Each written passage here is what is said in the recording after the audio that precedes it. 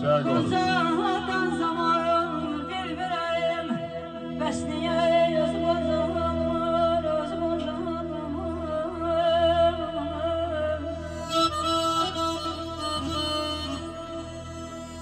Gitti baharımız, yer kışa kaldı ya, düzler kara kaldı. Ay məqsədlərim yağışa qaldı.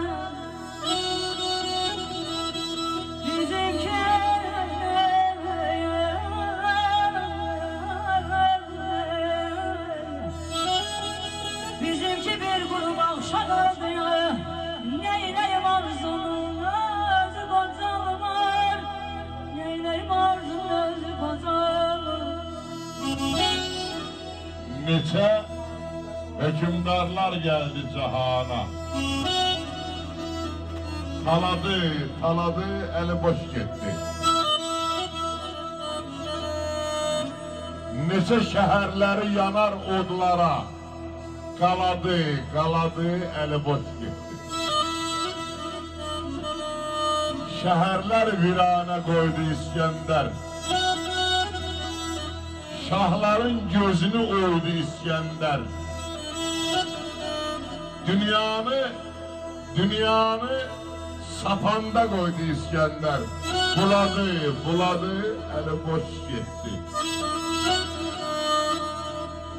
Simuzer yığanlar oldular xəstə. Qəddafinin 78 milyar pulu vardı. 144 ton qızılı. Kırmızı Deniz'de malikanasında saklayırdı. Amerika bombanı attı, o pullar, kızıllar gitti denizin dibine. Ona göre Mikail Azaflı yazdı ki, Simuzer'i yığanlar oldular xəssə. Köçtüler dünyadan dəstə bə dəstə. Geceler baykuş tək, xəzinə üstə. Uladı, eli boş gitti. Uladı, 12 arşın ağla eli boş gitti. Bak sen var. Allah seni yolda zamanda çok görmesin. Bahtiyar, düşüneyim bizden.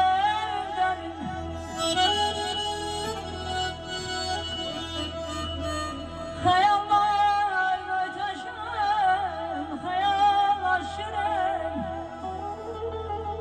Azam hardasın? Esir sanatkarın, esir şairin.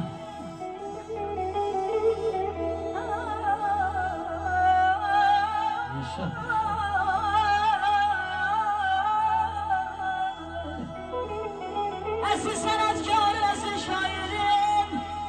Özü bacan sadam, sözü bacan rıdvan, dağlar gözlerim.